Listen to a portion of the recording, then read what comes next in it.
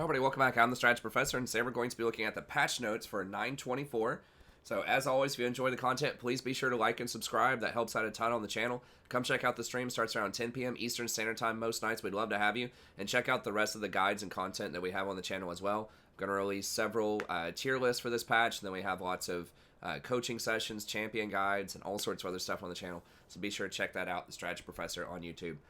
Okay, let's go ahead and get in here. And I do still have a bit of a cold that I've had for like a month and a half now, but I got some water with me, so hopefully we can make it through. Okay, Aphelios, I think he's going to be really strong. I'll probably do a separate video just for him.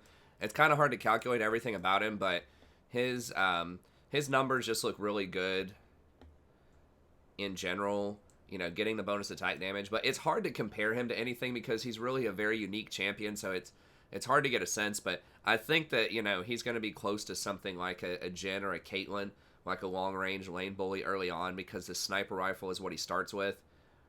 But I'll have to play against him and with him on my team to get a sense of just, like, how fast he goes through the ammo, like how fast he switches guns, and things like that. But the numbers themselves, I think, look pretty good. And the fact that he gets, like, a large amount of heal,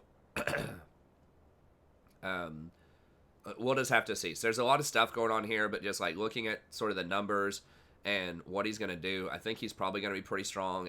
It's likely that he's just going to go for like a standard, you know, Storm Razor type of build, like Storm Razor, Rapid Fire Cannon, Infinity Edge type of build, which is one of the stronger builds right now on things like Jen and Caitlyn. So I think he'll probably be pretty good. The one thing is he doesn't really have an escape and he doesn't have any way to speed himself up. The only thing that I've noticed that can help him with that, with kiting, is like the gravitum. If he gets that, a 3.5 second slow for 30 seconds is pretty big, but it does decay. We'll just have to see. I really hate decaying slows because it's just so hard to understand exactly what that means because you don't have exact numbers. Like, I wish they would just make things like standardized slows like they used to have, but that does give them more flexibility in terms of balancing, but we just don't know how fast it decays. Sometimes when it says something decays, it's like almost instantly it loses a lot of value. Other times it keeps a lot of its value over the duration. So we'll just have to see. But overall, I think he'll probably be pretty good. I don't know. I don't know if he's going to be tier 1 right off the bat. Although maybe. I think that Jen, Misfortune, maybe Draven or Caitlyn would be kind of up near the top. So maybe he can sneak in there. I think he'll probably be tier 1 or tier 2. He is going to have a bit of a learning curve, but he's not that hard. I mean, you just kind of use, like, it's just hard to understand what he's doing, but I think mechanically in the game, there aren't going to be a ton of decisions. You're just basically going to go through your guns, and they always show up in the same order. You know, maybe, like, at really high-end play, you like, want to conserve ammo on a certain gun for like a certain situation. So like if you know a team fight's going to come up, maybe you hold on to, like, you're going to contest a dragon or a baron or something, maybe you hold on to your infernum as long as you can and use your other gun or something like that, just so you have a lot of AoE. Maybe if you're really wanting to push after you take an objective, maybe you'll, you know, want to hold on to some of this. And that's like one of the only decisions I could think of, is if you're holding a gun for a specific situation, then maybe there will be some skill in that. But for the most part, I think people are just going to blow through most of their guns and just kind of use whatever makes sense at the time.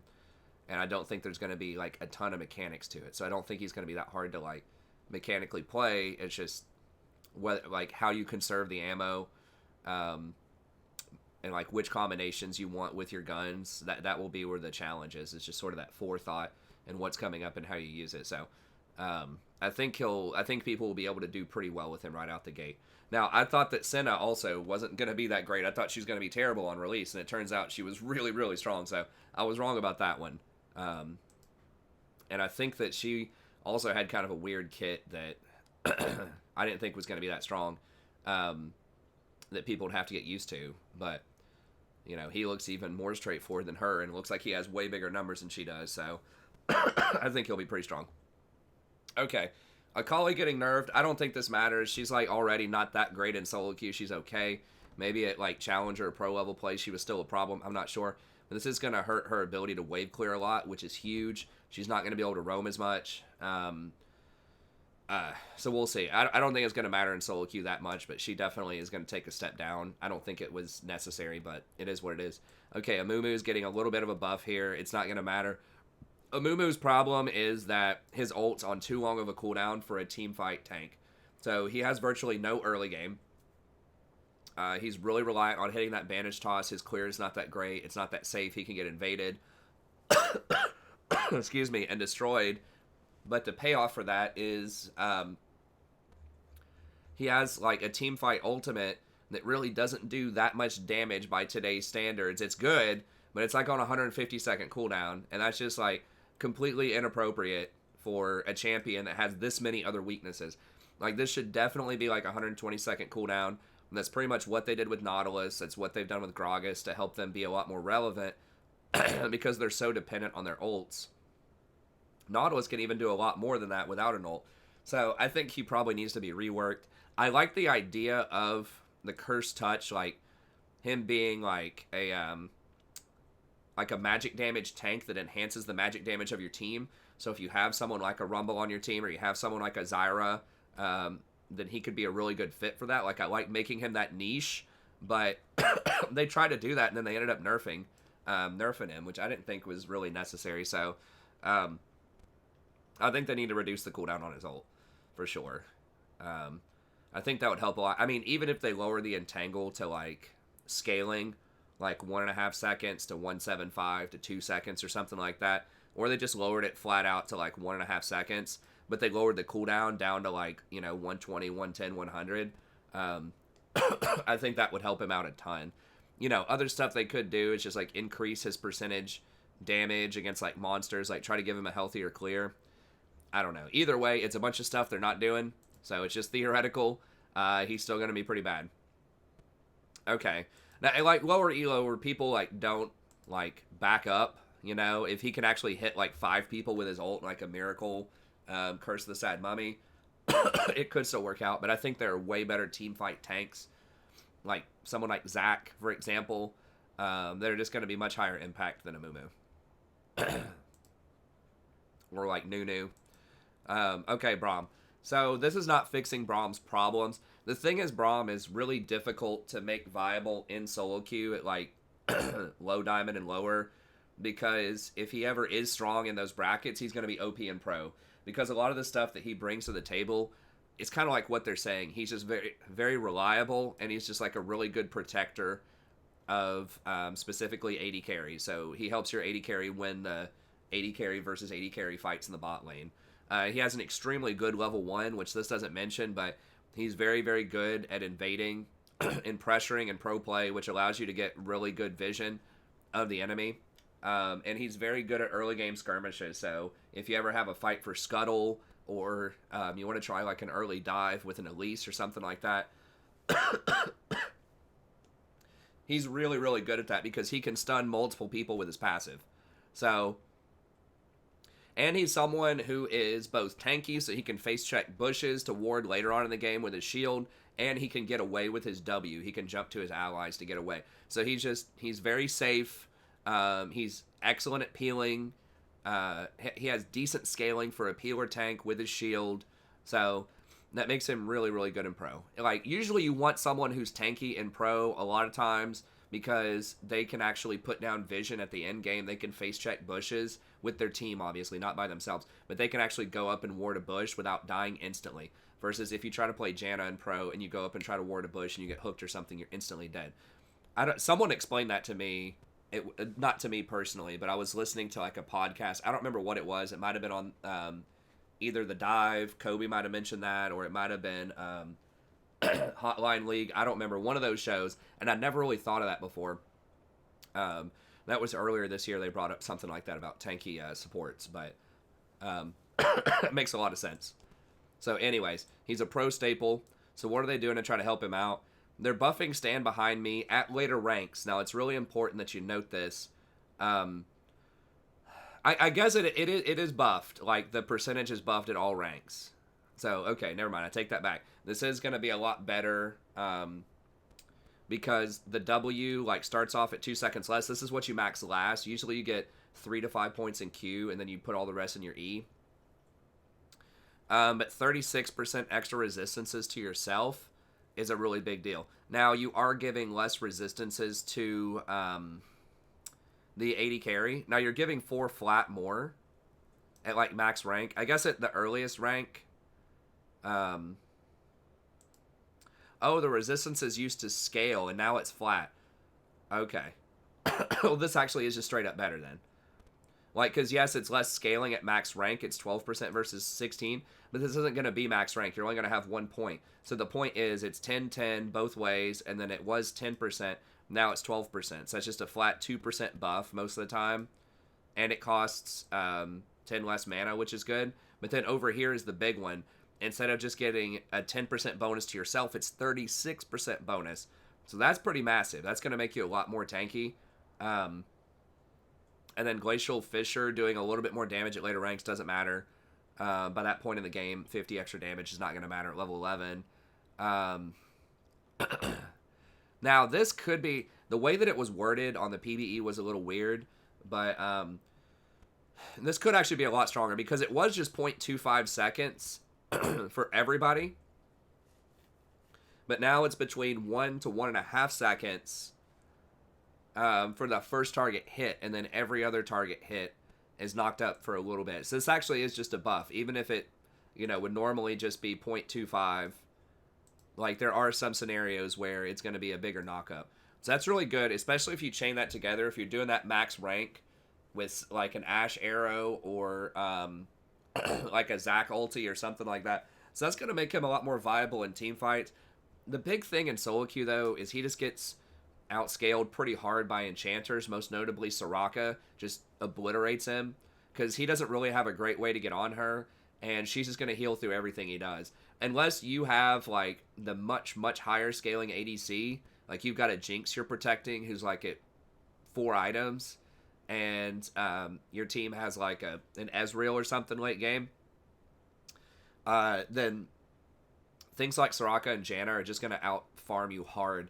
And the main reason for that, and I have people ask me all the time, and I'm going to talk about this more in the support tier list, so make sure you tune in for that. The main reason is he just doesn't have any AP ratios, and he doesn't have any plus healing and shielding. Like, that's the big deal. And so he doesn't have any multipliers on his effects. He's pretty much the same thing the entire game. Like, you have some personal protection. You're unbreakable, prevents damage to you. It allows you to tank a lot more damage, but you just don't... Like, your damage doesn't increase significantly, a little bit, and CC never really, like, completely goes out of style, but the thing is, in solo queue, it's that raw power, it's the scaling that trumps CC, because a lot of people don't have really highly coordinated fights, they don't layer their CC properly, they, they don't use it on the correct targets, so, that's the thing, if Soraka gets 2 or 3 items, just the multiplicative scaling of plus healing and shielding with her AP, with her really high base healing and shielding, and just how well that works with resistances on your allies, and how well it scales with, like, Revitalize, and those items synergizing with each other, like Redemption giving an extra, like, 3 times the healing based on your plus healing and shielding. There are all of these multipliers that just make those types of champions way stronger once they get to 2 or 3 items. So Braum's going to be way better in the laning phase. Early on, maybe even on 1 item, he's going to be a bit stronger. But once you start getting to 2 or 3 items, the Soraka and the Janna are just going to start crushing. And it's a lot easier to get to that now because there aren't as many... You don't have to buy the warding item. So that basically gives you like a 500 gold head start towards your items. And since those champions scale better, Braum's going to be in trouble. Now, I think in theory they could fix this by, like, allowing the tanks to have something that scales with plus healing and shielding, even if it's not a heal or a shield. I wish they would call that, instead of plus healing and shielding, like support power. And they would tell you in the ability tooltip, like, gain such and such ability from support power, the stat. And then the support power could also affect tankiness. So, like, or mitigation or something. So, like, for instance, if you had 20% plus healing and shielding, maybe that would give you an extra... a little bit of extra shielding on your Unbreakable or something like that, for example. Or maybe like the tank items could have some sort of scaling with that. So for example, if you had Knight's Vow, You know, maybe if you had some amount of support power, you would be able to mitigate even more damage. I'm not sure if they wanted to make tank scaling, but I think they're also okay with the fact that like tanks are just going to be better early and better in pro, and enchanters are just going to be better in solo queue when there's more money floating around. So they're probably okay with that dynamic. But either way, Braum's going to be better. I just figured I'd explain that because people ask me all the time about scaling and what does that mean, and you know, why are Braum and Tom in such a tough spot almost always in solo queue? Why is Janna almost always like top 3 in solo queue? So I'll explain that more in the support tier list, but that's basically the gist of it. So overall, this is really good for him. If you want to play him, you know, with someone like Lucian, it could be pretty good. He could be a decent counter to someone like Misfortune because he can just absorb her whole ult with his shield, or maybe like a Twitch or something. So there are some spots you might be able to play him. I think this might bring him partially back in like challenger and pro play. I think this is pretty significant for that. But as far as solo queue, we'll see. I don't think so. I mean, maybe in some matchups, but that's definitely going to put him in a much better place for like pro though. Okay. Diana, I think she's going to be way stronger. Just the fact that her old I think E didn't used to do any damage whatsoever, and now it does a lot of damage, is going to put her over the top. That's like all 4 of her abilities do damage now. And it's just buffs all around. So she is getting less attack speed. Next 3 basic attacks. Yeah, so that's a lot less later on. It's up to 40 seconds instead. But, you know, you don't really use her. I feel like you don't really, she's not all about sitting there just auto-attacking a lot, right? Like, she's just burst. She's just like a Kassadin light, is what I think. But now she might even have more damage than Kassadin does.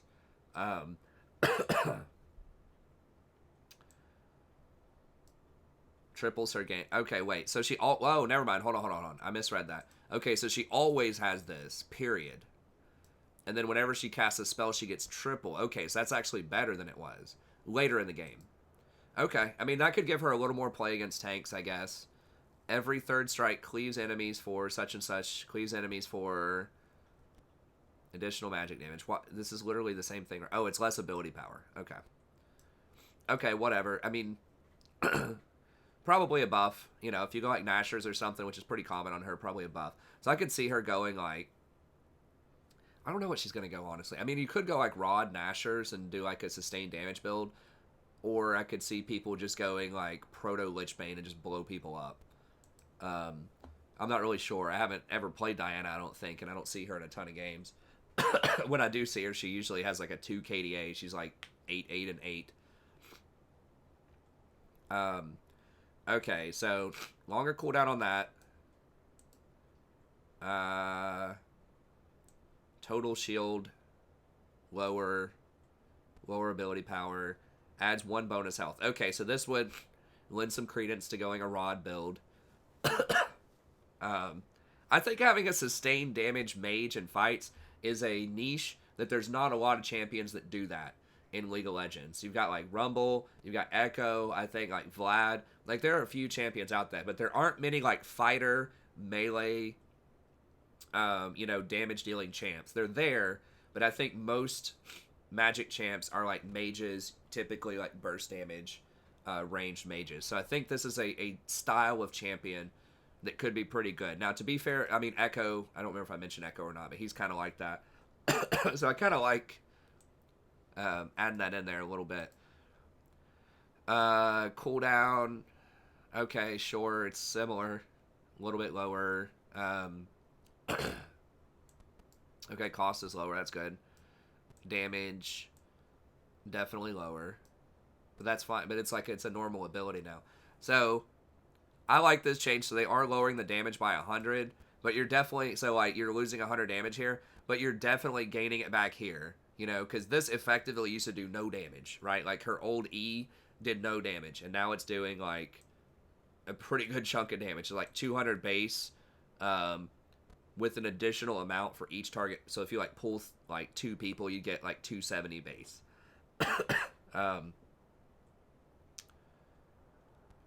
Yeah, so this Actually, with Moonfall, maybe like Zanya's, maybe it'd be like a Proto Belt Zanya's type of build, kind of like an Echo-esque type of build, or like Rod. I don't know. I feel like Rod could be good on her too. We'll have to see. People that are a lot smarter than me with Diana are gonna figure this out, but because like Rod takes time to charge up, whereas maybe you want immediate power.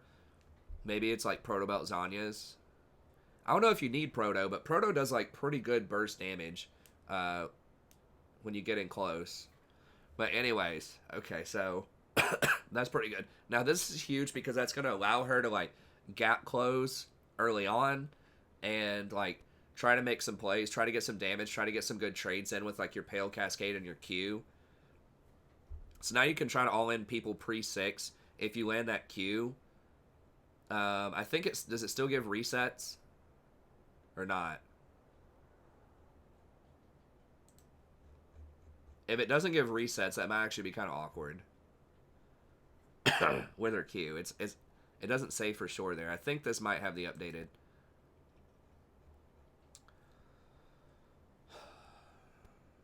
Revealing them. Lunar Rush. Okay, yes, it does give reset. Consumed on all enemies. Wait, what? Okay. It doesn't do damage to all enemies for that amount, does it? That'd be insane. Like wave clear. If the target is afflicted with moonlight, the effect is consumed on all enemies and lunar rushes. Okay, yeah.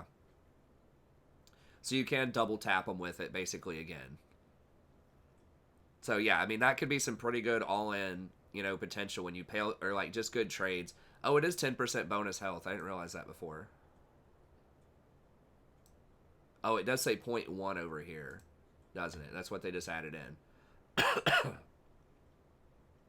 That doesn't sound like a lot, 0.1, but it's 10% actually is quite a bit.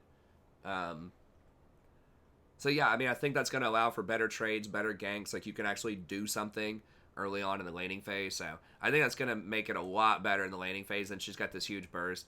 I think she's going to be really good on this patch. I don't know if she's going to be tier 1, maybe. It's possible. Or tier 2. But yeah, I mean, she's got a bit of tankiness now. With the extra health there. I mean, it's not a huge shield, but it's okay. Oh, it can go up to 20 bonus health. But I think she'll have some pretty good trading, and this gives her a lot more team fight presence. So yeah, I think you would definitely want something like a Zanya, so you could just like initiate fights with this. Oh, the radius is huge too. Wow, right? Oh, the pull dist. Okay, yeah, it's 475. So, I mean, that's like almost Kaisa auto attack range on the pull. That's massive. Was it that big before? That's a huge pull radius, and it pulls you all the way in. It's like basically an Orianna ult on yourself. It's probably even more than that. Like the width on that's insane. What? Hold on. What's Malphite's radius? I feel like that's Malphite-esque, right? Wow, this is 300. That's over 50% wider than a Malphite ult, if I'm reading that correctly. 475? Just, like, Malphite ult can easily hit everybody just about in a team fight by going in. This is 50% more.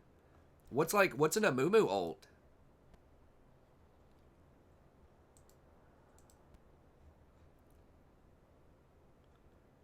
Okay, Amumu ult's bigger. Amumu ult's 550. But it's like halfway between a Malphite ult and an Amumu ult. I mean, that's pretty huge. So she's going to be able to hit a lot of people in fights with that. And you can actually start that up with Zanya's probably. And then you still have your shield when you come out. Like, yeah, I think that could be legit. So I think she's going to be pretty strong on this patch. It's a massive buff.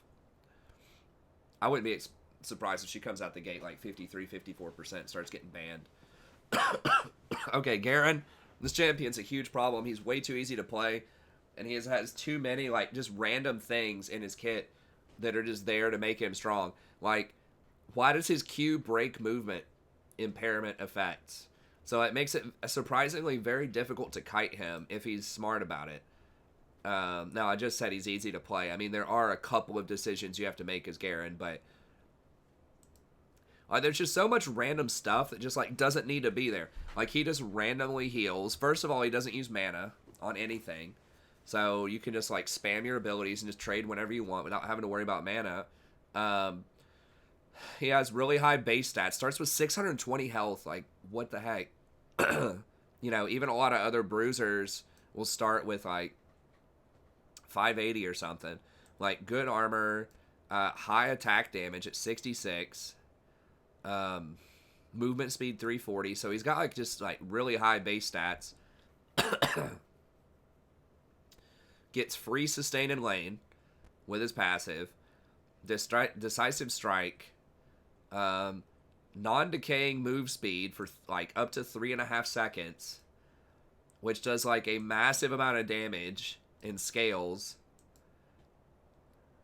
Because remember, that's bonus damage. That's not including his basic attack. So you get hit with his normal attack damage, which is like 100 plus the 150. It's like a 250. And it's total AD. It's not bonus AD. So that includes your base, which is huge. And then it cleanses all slows off of him whenever he presses it. So even if you're trying to kite him and he uses this, he's still going to be able to run through it. And it resets his auto attack timer. Like, why does it have all of this? And it silences them for 1.5 seconds. Like, it's free, it's movement speed, it's a silence, it's an attack timer reset, it's a cleanse, it has high damage, it gives movement speed for a very long time that's non-decaying. Courage just randomly gives him, like, a lot of free stats. You know, like casual 30-30, which is like 1,200 gold worth of free stats. And he can also block a lot of damage whenever he uses it.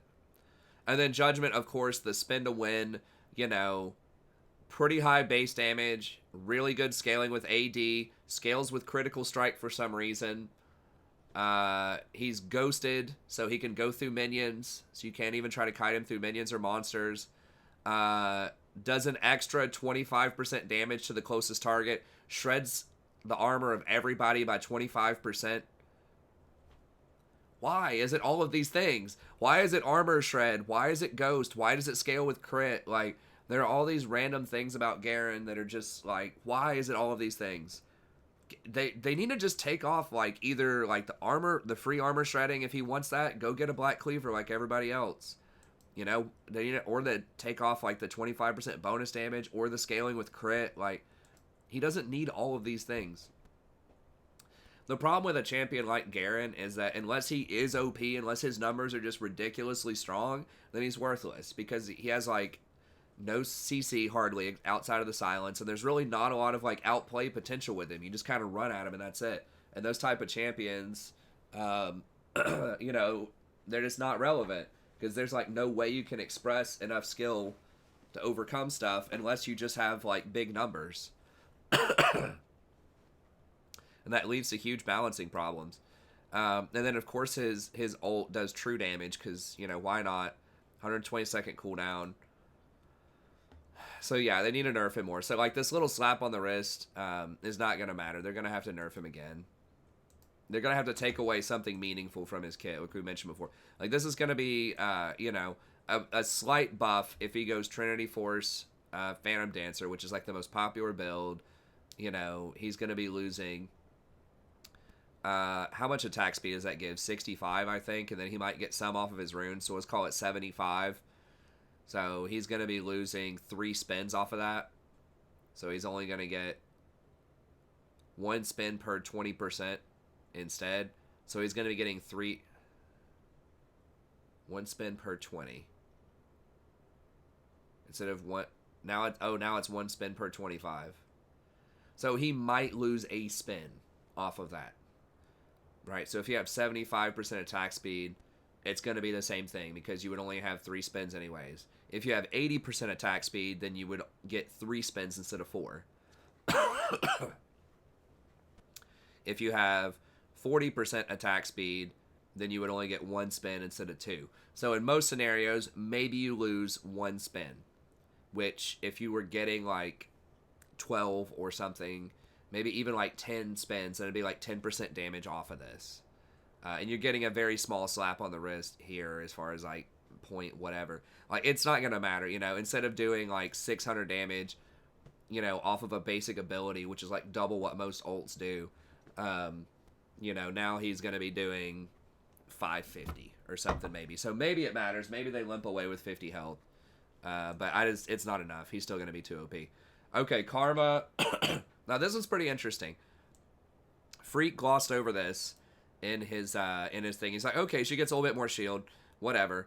It's like, no, not whatever. Like, you got to pay attention to Karma, man, because, like, this champion, she's, like, her kid is almost always really good. She's one of the few, like, ranged champions that can be really OP in, like, high-level play, like pro play, challenger play. And the reason is she's really oppressive early on. Like, she has some of the best wave clear as support. She has really good poke. Her spells are really cheap. And she has a really good team fight ability. With her empowered E, gives everybody a lot of movement speed and huge shields. Spreads out Ardent Sensor to everybody. She has a really good way to check bushes with her Q. She's got a lot of stuff that can make her very, very good. I mean, just see the earlier on this year when they gave her the extra 1 second of movement speed on her E, she instantly went from like 51% win rate to like 55, and they had to nerf it the next patch. So changes on this champion that seem very innocuous, like, oh, not a big deal, can be a very, very big deal. And I think this is one that is probably going to be a big deal. I mean, 30 shield is a lot of shield. That is a massive amount of extra shield, especially when her base was 170. So taking it up to 200 is a very big deal. I mean, that's basically giving her... I don't know if I have calculator here. Let me do 30. It's giving her 17, almost 18% free plus healing and shielding. It's like, here's a free Mikhail's, pretty much, you know. And if you're looking at that just stat wise, if you're looking at like 18 plus healing and shielding is worth about 35 gold each. You know, it's like giving her 630 extra gold for free, like, in the mid-game. So, I think that's a pretty big deal. And you got to remember, this baseline number, like, affects all of your other plus healing and shielding. So, if you get something like a Redemption, or a Mikhail's, or even something like an Athene's, because now you're going to put out a bigger shield, so that means you can apply more healing. And then that shield also is boosted by her ultimate based on the baseline number of shield. So if we look at this, remember her empowered shield is according to the base, right? So inspires target receives a bonus shield and the effects are extended to allied champions, but they only get 30%. So they get 30% of the amount.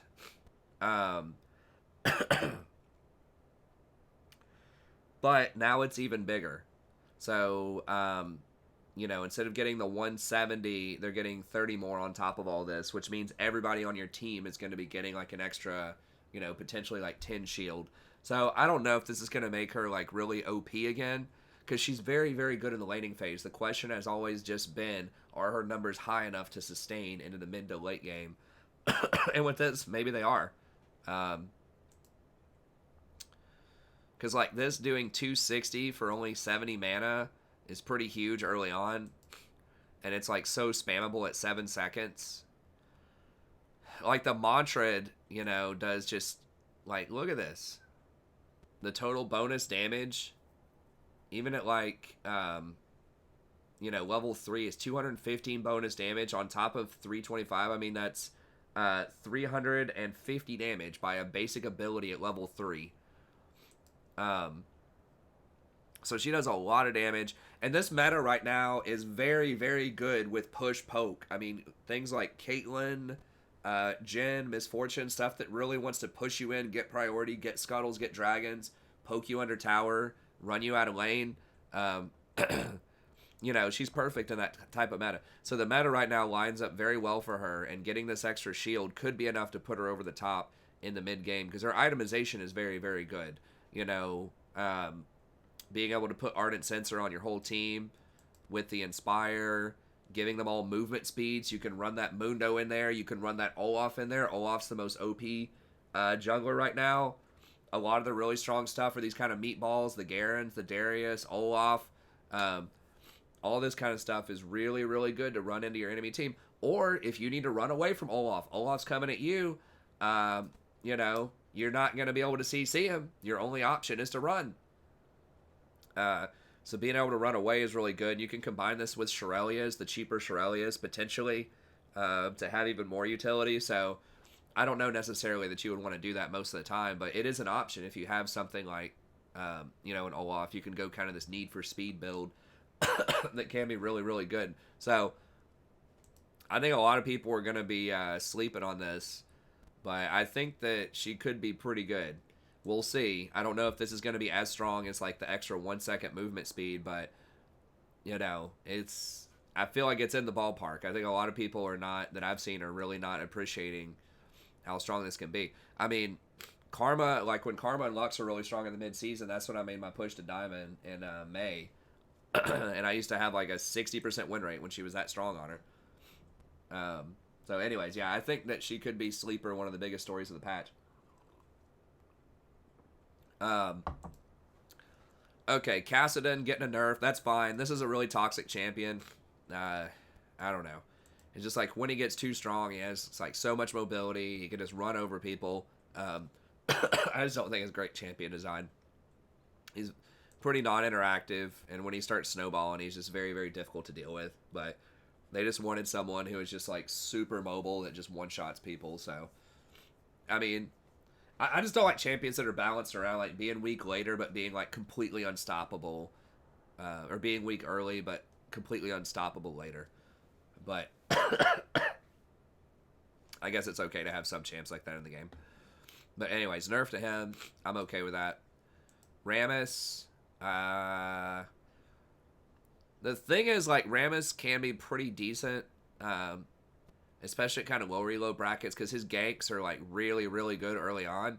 And then he is kind of hard to kill later. Like, yes, you can kite him, but like if he goes for something like, you know, mobility boots and then rushes Righteous Glory or something like that, like it's actually pretty difficult to get away from him. And if people don't have a cleanse or get a QSS, he can be difficult to deal with. So I don't think he's going to be that great at like Challenger, but like at Gold and lower, maybe, you know, he could actually be pretty good. I don't know what his win rate is offhand, but I don't know what it is in Platinum, but I feel like it's rarely going to be like completely garbage. I mean, maybe I'm wrong about that. I mean, it's not good. It's at like 50%. So he just doesn't match up very well against other tanks because he just doesn't like have the same kind of utility. It doesn't have the same kind of damage, but that's fine. Give him a little buff. He doesn't take dragons very well either, which is a pretty big knock in this meta. Ryze, I mean, his champion is way too strong, especially at like high level play, like challenger play. I think he's almost the strongest champ in the game. It's close. So, yeah, I like him getting nerfed. Taking that damage down by 15, especially early on. I'm okay with that. Conquer is also getting nerfed a little bit, so that will hurt his build. Okay, Senna is getting several nerfs. This is probably deserved. I mean, she does have a high win rate right now. I personally don't think she's too over the top. In the 80 carry position, she does bring a lot of utility. So, and she has almost a 56% win rate, so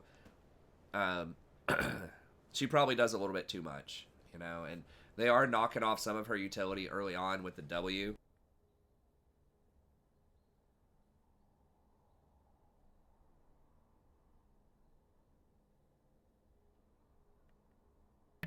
Sorry, I just had to blow my nose real quick there. So I like that they're nerfing that a little bit. They are nerfing her base damage on her Q, which is pretty significant, and the scaling on it. And you usually get a lot of flat AD, so losing that bonus attack damage is kind of significant. On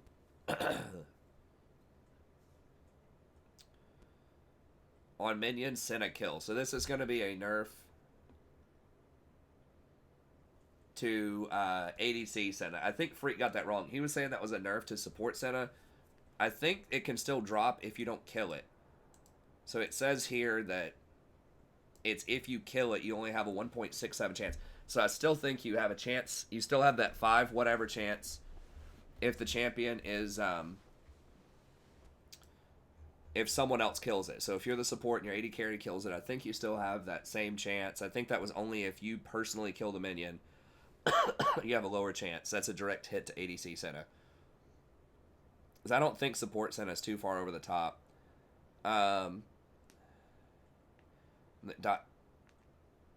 Die near Senna.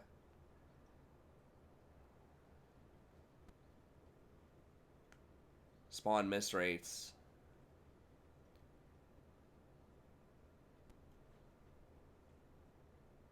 Yes, it's a 20% chance to spawn if it dies near you. If Senna kills it. So yeah, it's basically AD Senna has a way lower chance of getting extra stuff, but support Senna is still going to get that 20%. So I think Freak misspoke on that. Or he was just wrong about it. I don't know. But either way, so this is mostly a nerf to ADC Senna, which is fine. I think as a support role, it's not like... It's alright, but it's not as oppressive. It's like 53 instead of 56. So, I think she'll still be pretty good after this. I mean, she still has the range. She still has a lot of utility. I mean, this is still a long time to root somebody early on, like 1.25. You max this second anyways. So it's like, you know, really this is only going to matter for like levels like 1 to like 7 or so. And then you're going to start getting more points in W. So it's just like really early game stuff. But like mid-game team fights, it'll probably be similar, you know. You'll probably have like 1.75 instead of 1.85 on the route. So it's not going to matter that much later. She's still really oppressive early on with the range. So yeah, I think, you know, maybe she loses a percent or two here, but I don't think this is that big of a deal. Freak was, you know, thinking that the health stats are a huge deal. It really doesn't matter that much. I mean, by level 10, you're going to have 100 less health. I mean, it does matter, but you also, you know, have a self-heal every time you cast your Q. So, you know, I think she'll be fine. I think she'll be alright. Sivir, oh, thank God. I've always wanted the 2 AD attacks nerf. Like, bro, come on. Either 5 or nothing. Like, these little 2 AD attack nerfs. I think they just need to, like, just give Sivir her mana back on her W and just lower the damage on Ricochet. Because I feel like right now, her huge problem is it just costs way, way too much mana to do her stuff. Like, they increased her mana cost on her... I think it was her Ricochet. On her W by, like, 75. Or not 75, but, like, 15. So it's, like, 75 rank 1. I'm pretty sure. That was kind of the nail in the coffin. Because, you know, they don't want her to wave clear too much early on, but that's ridiculous. They should at least make it scaling. Like, maybe starts at 50 and works its way up to 75.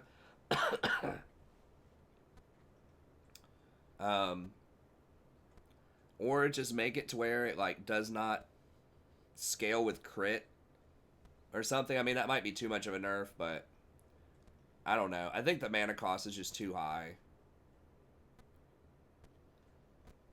But yeah, it's just, her early game's just too rough with that. Okay, and then Yuumi, one of the more controversial changes, I think. There's a lot going on here. I think overall for solo queue, this is a buff. I think she'll go up a little bit. I don't know necessarily that she's going to be tier 1. I think that she could go as high as tier 2 off of this, though. So, there's a couple of reasons for that. So you are getting mana back per level. You're getting a little bit more shield, so they want you to hop off and actually use your auto attacks more. But everything costs a lot more mana in exchange for that. So like early on, your Q is going to be like 10 more mana each. But, you know, if you just land one auto attack every 20 seconds to get this to proc, and you're using like 2 Qs, then you should still be restoring about 30 mana. So that's still net positive with the Q.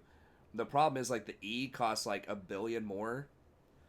I guess you don't have to double charge it, because before Like when this was max rank, I guess it used to cost a total of 140 mana to use 2 charges of it, versus now it's only 160. So it's 20 more mana, but your bop and block gives you a lot more mana. Up to 160 more mana. But this also heals for way more. I mean, you could get up to 140 total instead, or now you're getting 230.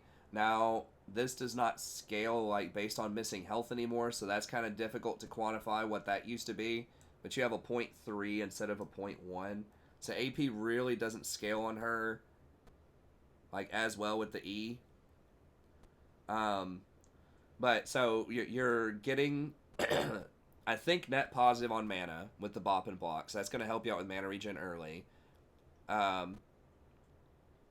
The scaling on this is down, so people thought this was lower damage. A lot of people that I heard talking about this. But it's 50 more base damage. So yes, you're losing 0.4. Or you're losing 0.25, what it used to be. But that means that until you have, like, 200 ability power, then this is better. The flat damage. You'd rather have the flat 50. Versus, you know, because if you have 200 ability power, that'd be plus 50. Missing out on that 0.25. So if it's more than 200, if you have like 300 ability power, then yes, you're losing out on a little bit of damage, you know, in the late game.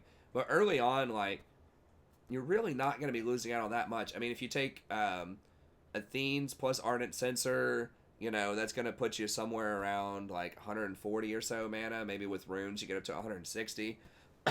But you would have to take one more AP item after that. I guess if you get Redemption after that, maybe that puts you close to the 200 mark with Athene's plus Ardent Sensor. I still don't think it's going to be... If it's over, it's not going to be that much more over. So, you know, they wanted to nerf, like, the Luden's Yuumi that was kind of going around like the carry Yuumi that you'd put on top of a Garen. And they say that specifically up here. They don't want people building, like, Luden's Death Cap Yuumi and just sitting on an unkillable tank like Garen. And just poking people down with the Q. So for support Yuumi, that's like not trolling, you know, that's actually getting like real support items, I think this is good.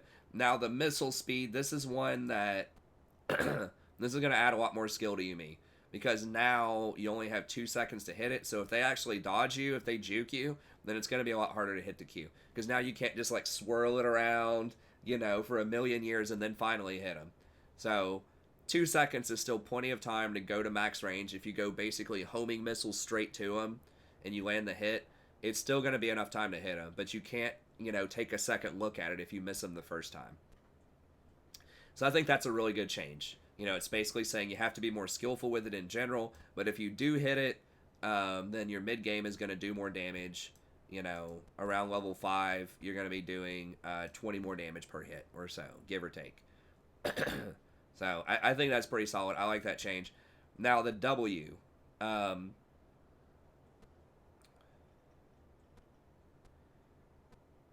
and her ally grant each other such and such of their respective adaptive force.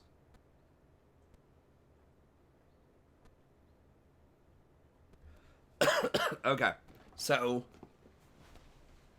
this is basically going to give you... You max this last, so you're getting 7 more adaptive force, which is basically AP that could be converted down to AD if people want that. So 7 extra AP is worth like 145 or so gold value, but you're also getting 8% of their adaptive force.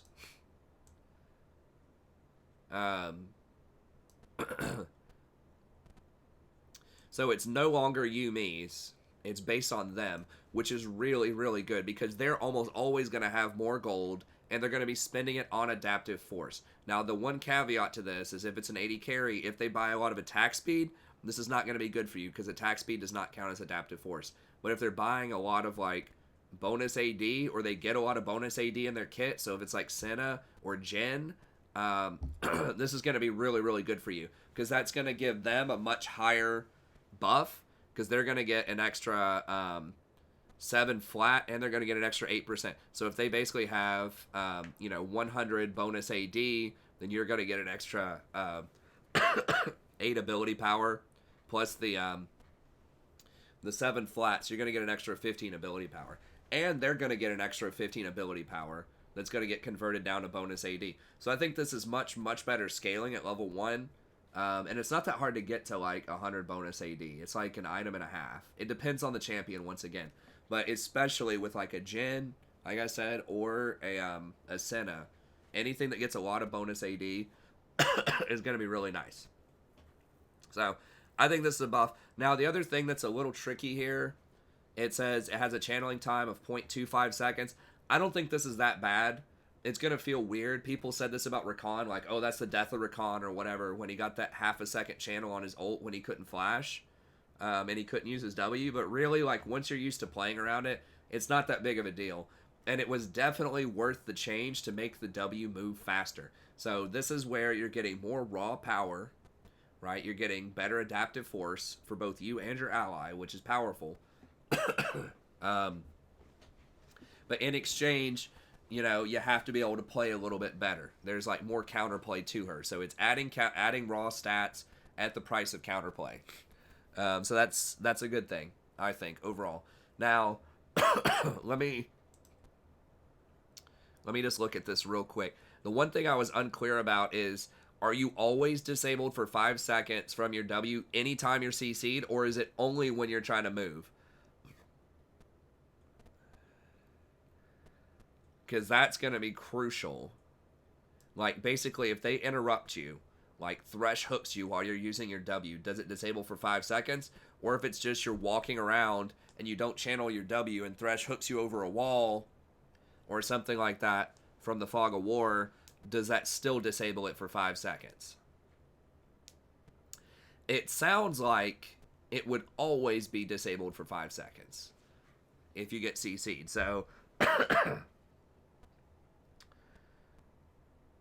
that's going to be a lot tougher to deal with. Because they already had it to where you could get knocked out of your W. In the past, you couldn't get knocked out of your W. So it sounds like all CC no matter what. Now, it has to be... slows don't count. It has to be like a hard piece of CC. So if you get hooked or something, you're not going to be able to dodge instantly with your W. It's going to have to channel for a second. I'm trying to think of what else would actually get you. I mean, little short things like if Thresh Flash flays you, that counts as an immobilizing effect, technically, because it's a small little like displacement, like a Janna tornado, Rakan ult, obviously. Obviously things like Ash arrows, but even something like a Jhin W, if he roots you off of that. We'll see. I mean, that's pretty dangerous. I was hoping it was just if they interrupted you while you're channeling, while you're during that 0.25 seconds or while you're midair, but it sounds like it might just be all the time, period. Now, this does not affect when you're jumping between people in fights. It's only when you hop on or hop off and hop back on. So that's a little more iffy. It's going to make certain matchups really hard. People that might have like a strong immobilize, or like a Leona just eating onto you, could be pretty rough. So you might have to take something like barrier as your secondary thing now, or like heal, and you'll almost certainly have to take boots. I liked having boots anyways, like Ionian boots, because the CDR is good. You had 2 active combat spells, and you still have to go ward a lot of times, and you still want to be able to rotate. So I think having boots is kind of a must. So I don't know. That's probably good. And then zoomies. So I think the heal is probably better if it was a really low target or low health person and you double healed. It might have been more. But I think this is at least very close on the heal, and it has a much lower cooldown. It's 8 seconds instead of 14, and you got to remember the 14 when that's maxed out. The 14 was only for 1 charge, So to get the full double charge, like huge spike in healing, you would need 28 seconds to get both of them. Whereas now, every 8 seconds, you get a big heal. And 230 is a big heal. I mean, that's bigger than a Soraka heal. Now, Soraka heal is on a 2-second cooldown, so. But still, like, that's big. That's like a Janna shield. It's like a Lulu shield. I think those are both 220. So, that, I mean, that's pretty big. And on an 8-second cooldown. Now, it is very expensive, but with the bop and block, you know, basically giving you a free cast of one of these in the mid game, it's not that bad. And you don't have to spend any mana on the W. So, we'll see. And then you get a 3-second, so it's a 3-second speed boost for 15% non-decaying. Just pretty good. I mean, for 3 seconds, it's not like insane, but it's pretty good. And you give them like a new 45% attack speed. I mean, that's big. Like, that's like 1,000 gold worth of stats. At max rank. I mean, that's basically like a Lulu buff. So if you combine that with like Ardent Sensor or something, I mean, that's going to be cranking out the DPS on someone like a Jinx or a Twitch. I mean, Twitch is going to be crazy with her now. Because you're going to be giving him out like more. Now, he does get a lot of attack speed, but still, like, you're going to be handing out just a lot more stuff with this bonus attack speed here. And she can still go invisible with Twitch. So, I think it's a buff. I mean, what it's going to come down to is just how, like, terrible this feels against CC. Like, you know, not being able to do anything, basically, for 5 seconds. Now, you still do have your own zoomies to heal yourself and speed yourself up. You still do have your ult to potentially disengage people. So you still have some tools, right? You could even take something like Guardian if you wanted to, which could help you out a little bit. So, you know, and you could take Barrier, as I said before. I'm not sure if you want to go that far, but, you know, there are still some tools that could protect you right now. So, we'll see. I think that, I think it's possible. I think she'll go up in win rate, because I think a lot of this stuff is just, like, just better stats, just period. Like, the quality of life is down a little bit, but realistically, like, if you get hooked with Yuumi a lot and just chain CC'd, you're probably going to die anyways. So, I don't know. I think she's probably going to go up 4 or 5% win rate. Now, like I said, I don't think she's necessarily going to be, like, pick ban. Maybe a pro. I think this will hurt pro a lot more than solo queue. But I think overall, like, this is pretty big. Especially the attack speed on your 80 carry. When you're already giving them a lot of extra stuff off of the W. Now you're giving them attack speed. And, you know, Ardent Sensor's not very is pretty common on her to begin with. You've got a really nice ultimate. I think I'm gonna definitely try her out. I think she'll be better. Okay, last couple of things here. I don't want to be too long, so just like maybe one more minute. Conqueror nerf, not gonna matter for most people. Cassiopeia and Ryze will be hit by this the most. They were the range abusers of the heal. Now, Singed still gets full value, I believe, out of this. It's 6 seconds for everybody, period, but the healing is down for range, so Singed is still going to get the full heal. I think most people still apply it every 6 seconds. Maybe on Ezreal this can matter, because you'd have to hit your Q now once every 6 seconds to the 8 to charge it up, but realistically, the fight's probably over. So, it's fine. I don't think it's too OP right now on, like, maybe at really high levels of play with Cassio or Ryze. But, like, most of the time, I think it's an okay rune. It's certainly way more balanced than it was. That's good. Omni Stone, still garbage, I think. I mean, if it literally gives you the perfect keystone every single time, maybe someone like Twisted Fate could use this. Or just someone else who doesn't have a good rune that's, like, ranged that can, like, take advantage of a lot of stuff, maybe. But I still think it's going to be garbage. It's just, like, it's too random. They need to let you choose. Kind of like what they do with Unsealed Spellbook. You choose every so often which one you want. If they do that, then it might be a lot more viable. But until they do that with the randomness, they just have to do something crazy, like it's 50% more effective than the normal rune, and it, like, has a much lower cooldown. They'd have to do something nutty like that, because right now it's just, you're paying way too much of a price for the randomness, and you'd rather just, like, the thing is, like, the cooldowns are already low on most keystones, so you're just not gaining a lot of value on that. But anyways, that's going to be it. Thank you very much. Hope you enjoyed this. Be sure to like and subscribe if you did. Check out the tier list. Come check out the stream on YouTube starting around 10 p.m. Eastern Standard Time most nights. And I'll see you next time. Have a great day.